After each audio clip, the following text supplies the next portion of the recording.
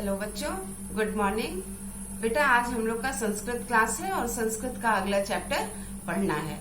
लेकिन उससे पहले मैं आपको कुछ बात बता दूं बेटा कि आपका एग्जाम होने वाला है, यूनिट टेस्ट होने वाला है। जैसा कि आपको पहले भी मैंने भी बताया था और आपकी और भी सारे सब्जेक्ट टीचर्स ने बताया होगा। तो आपको अपनी तैयारी शुरू कर देनी है अभी से और सारे सब्जेक्ट की तैयारी करनी है। ये नहीं कि केवल हिंदी और संस्कृत के लिए मैं बोल रही हूँ, सारे सब्जेक्ट की तैयारी करनी है।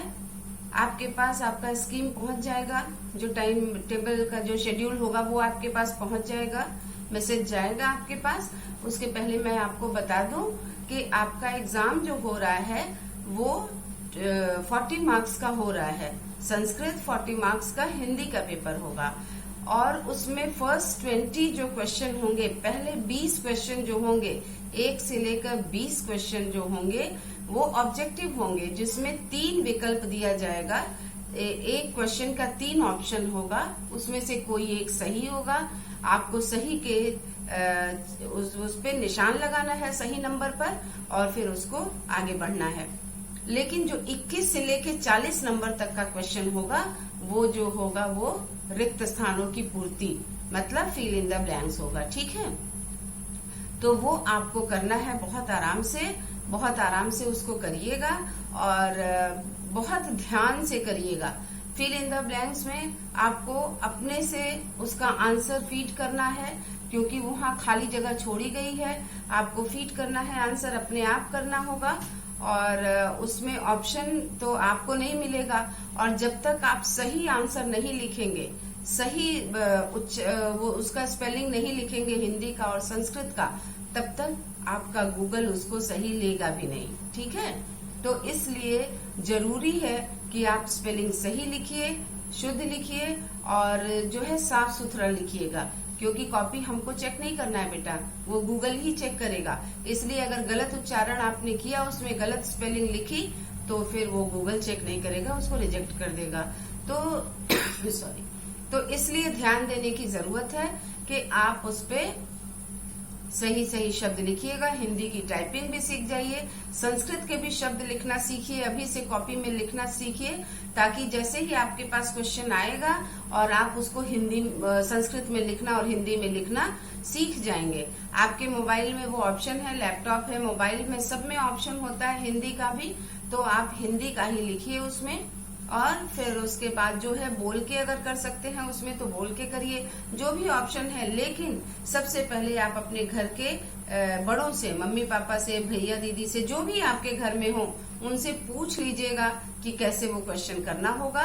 मैं पैटर्न बता रही हूँ आपको कि 20 क्वेश्चन जो है मल्टीपल चॉइस होंगे, जिसमें आपको 3 ऑप्शन दिया गया है।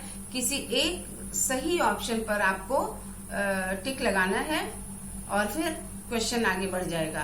लेकिन सबसे ज्यादा जो जरूरी है वो समय का ध्यान देना है। आप जैसे ही पेपर खोलेंगे आपको समय भी पता चल जाएगा। उसके पहले जब आपके पास जो टाइम टेबल जाएगा, उसमें शेड्यूल जो टाइम लिखा होगा, टाइम शेड्यूल, उससे पता चल जाएगा आपको कि कितना टाइम आपको मिल रहा है उसके लिए। तो सबसे ज्यादा जरूरी है कि टाइमिंग का, जो आप टाइमिंग का ध्यान दीजिएगा, क्योंकि अगर टाइमिंग का आप ध्यान नहीं देंगे तो फिर दिक्कत हो जाएगी। तो बेटा ये मैं बता रही हूँ कि 20 क्वेश्चन हिंदी के जो है मल्टीपल चॉइस है, जिसमें 3 ऑप्शन दिए गए हैं। एक ऑप्शन सही होगा, उसमें निशान टिक लगाते जाइएगा और फिर 20 जो है वो फिल इन द ब्लैंक्स है। ऐसे ही संस्कृत में भी 20 आपको ऑप्शन दिए गए हैं जिसको आपको टिक लगाना है, लेकिन जो 20 क्वेश्चन है वो रिक्त स्थानों की पूर्ति, मतलब आपको उसमें फिल इन द ब्लैंक्स में वो जो जगह खाली दिया जाएगा, डैश का निशान रहेगा, वहां आपको शब्द को भरना होगा। तो मेरी बात मुझे लगता है कि समझ में आ गया होगा आपको कि कैसे आपको काम करना है। ठीक है, रही बात उसकी कि आपको क्वेश्चन कैसे आएंगे, तो आपका जो मैंने आपको जो पोर्शन भेजा है, यूनिट टेस्ट के लिए जो पोर्शन भेजा था मैंने, चैप्टर का नाम कि कौन कौन सा चैप्टर आएगा एग्जाम में, उसमें मैंने बताया जितना चैप्टर दिया है केवल उतने ही चैप्टर से आएगा। भले ही मैं आगे पढ़ा रही हूँ आपको, लेकिन आएगा केवल उतने ही चैप्टर से। तो आपको ध्यान देने की जरूरत है कि क्योंकि जब मैं पढ़ाती हूँ आपको तो बार बार कहती हूँ ना कि रीडिंग लगाया करिए, रीडिंग लगाया करिए। जब आप रीडिंग लगाएंगे, जब आप पूरा चैप्टर पढ़ेंगे तो आपको बीच बीच के आंसर भी, बीच बीच के जो शब्द रहते हैं वो आपको ध्यान में रहेंगे और जब आपका एग्जाम होगा तो आपको वो याद आ जाएगा। तो इसके लिए रीडिंग लगाना बहुत जरूरी है बच्चों, रीडिंग लगाना और उसके बाद कठिन शब्दों को लिखने का अभ्यास करना, ये बहुत जरूरी है। आप घर में हैं, आपके पास टाइम ही टाइम है, इस समय आपके पास कोई काम नहीं है सिवाय पढ़ने और खेलने का, तो आपको अपने समय को बहुत अच्छे से यूटिलाइज करना है कि उसमें पढ़ाई का और खेल का दोनों समय निकालना है आपको, ठीक है। और इससे मैं बता रही हूँ आपको कि जो आपके चैप्टर हैं, जो मैंने हिंदी और संस्कृत में जो चैप्टर दिए हैं, उस चैप्टर में आपको जो क्वेश्चन है वो बीच बीच से भी आएगा।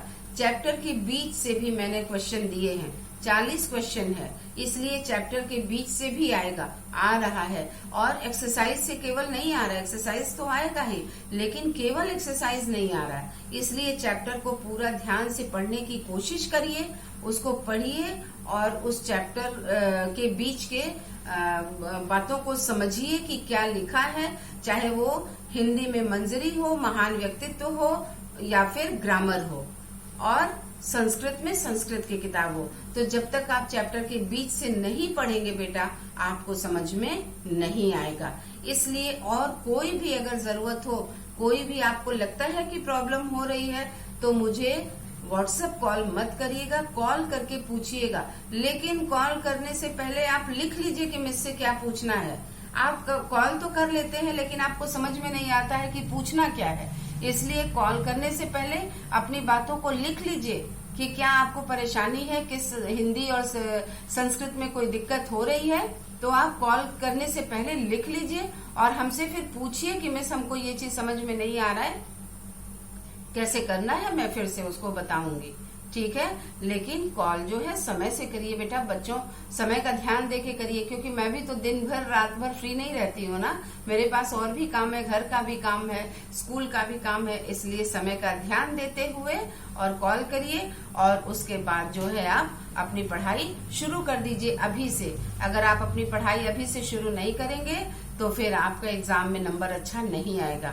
एग्जाम में बहुत अच्छा नंबर लाने के लिए आपको अभी से पढ़ना होगा, ध्यान देना होगा। एक बार मैं फिर आपको बोल रही हूँ कि चैप्टर के बीच से पढ़िएगा, बहुत ज्यादा क्वेश्चन चैप्टर के बीच से ही आया है, ठीक है, क्योंकि आपको चैप्टर बहुत कम दिया गया, 3-3 चैप्टर केवल दिया है मैंने, इसलिए आप ध्यान देके उसको और पढ़िए। संस्कृत और हिंदी दोनों ऐसे ही क्वेश्चन आए हैं जिसमें 20 आपको टिक लगाने के लिए है और 20 फिल इन द ब्लैंक्स है, ठीक है बेटा। अब तो आपको समझ में आ गया होगा। तो बच्चों आज जो हम लोग पाठ पढ़ने जा रहे हैं वो है अष्टमा पाठ शंकराचार्य। ये शंकराचार्य जो हिंदुओं के गुरु माने जाते हैं हिंदू धर्म के अनुसार, तो आज हम शंकराचार्य के बारे में पढ़ेंगे। आप तस्वीर में देख रहे हैं ना, एक सन्यासी बैठे हुए हैं, आज हम इन्हीं के बारे में पढ़ेंगे। केरल राज्यस्य पूर्णा नदी तीरे एक ग्रामः। इसमें है कि केरल राज्य के, केरल जो राज्य है उसके अंतर्गत पूर्णा नदी है, एक नदी है जिसका नाम है पूर्णा। पूर्णा नदी के तीरे, तीरे मतलब किनारे, एक ग्राम है, एक गांव है। ग्रामस्य नाम कालडी अस्ति। गांव का नाम, ग्रामस्य नाम, गांव का नाम कालडी, कालडी था, ठीक है, कालडी गांव का नाम कालडी है। 788 तमे वर्षे शंकराचार्यस्य जन्म अभवत। एक तो बेटा एक चीज बता देना कि चाहे वो है हो, था हो, ये जो सन्यासी हैं, जो लोग बहुत अच्छे अच्छे काम करके और दुनिया में अमर हो गए हैं ना, उनके लिए सबसे पहले तो हम थे और था शब्द का प्रयोग नहीं करते हैं, इसलिए कि वो अपने कार्यों से जितने भी सन्यासी, चाहे वो किसी भी धर्म के हों, अपने कार्यों से वो अमर हो जाते हैं, इसलिए ऐसा लगता है कि वो हमारे बीच में हैं। तो हम था शब्द का प्रयोग या है शब्द का प्रयोग दोनों ही रूपों में करते हैं। तो उनके लिए ये आप जानिए कि वो जन्म जन्मांतर तक हमारे साथ हैं, इसलिए हम उनके विषय में चाहे था का प्रयोग करें, है का प्रयोग करें, फिर दोनों ही गलत नहीं होगा। 788 तमे वर्षे शंकराचार्य से जन्म अभवत। 788 वर्ष में शंकराचार्य का जन्म हुआ था। अस्य पितु नाम शिव गुरु मातु नाम आर्यांबा च आसीत। इनके पिता का नाम शिव गुरु और माता का नाम आर्यांबा था। शंकरस्य बाल्यकाले एवं शिव गुरु दिवंगत। जब शंकर बहुत छोटे थे, जब वो बचपन में ही उनके पिता शिव गुरु का निधन हो गया। मतलब दिवंगत मतलब मृत्यु हो जाना, है ना, मृत्यु हो जाना। दिवंगत का अर्थ होता है मृत्यु हो जाना। अतः आर्यांबा एवं शंकरस्य पालनम अकरोत्। अतः आर्यांबा उनकी माता जी का नाम था। अतः आर्यांबा ने शंकर का पालन किया। बाल्यकालात् एव सह अतीव प्रतिभा संपन्न आसीत। बचपन से ही शंकर जो है अत्यंत प्रतिभा संपन्न, बहुत ही बुद्धिमान, बहुत ही प्रतिभाओं के धनी थे। ठीक है, बचपन से ही वे बहुत ही प्रतिभाओं के धनी थे, मतलब बहुत बुद्धिमान थे, इसलिए उनको प्रतिभा संपन्न कहा गया। तो बेटा हम आज इतना ही पढ़ा रहे हैं, क्योंकि हमने आपको समझाया भी है। तो पिछला बाकी जो ये है ये नेक्स्ट वीक में आपके पास वीडियो पहुंचेगा। और आप ध्यान दीजिए कि मैंने जो कहा है, एग्जाम की तैयारी शुरू कर दीजिए। और आपकी कॉपियां, मैंने कहा था ना कि प्रोजेक्ट फाइल जो है आपको हिंदी और संस्कृत का अलग अलग बनाना है। बहुत सारे बच्चों ने मेरी बातों का ध्यान दिया, लेकिन कुछ बच्चों ने ध्यान नहीं दिया था। आइंदा जब कुछ कहा जाए तो उसको ध्यान में रखिए, ठीक है। और दूसरी चीज कि मैंने जो समझाया है, वीडियो को ध्यान से सुनिए, मैंने क्या क्या कहा है। अगर उस समय नहीं कुछ समझ में आता है तब मुझे आप कॉल करिएगा, वरना आप पहले वीडियो को ध्यान से सुन लीजिएगा। और पूरे चैप्टर को जो पोर्शन में यूनिट टेस्ट के पोर्शन में मैंने दिया है या किसी भी टीचर ने दिया है, वो पूरा तैयार करिए, क्योंकि बीच बीच से भी आएगा। तो जब तक आप बीच के चैप्टर्स नहीं पढ़ेंगे बच्चों, आपको समझ में नहीं आएगा। ठीक है, इसलिए ध्यान से पढ़ना अभी से शुरू कर दीजिए। थैंक यू बेटा।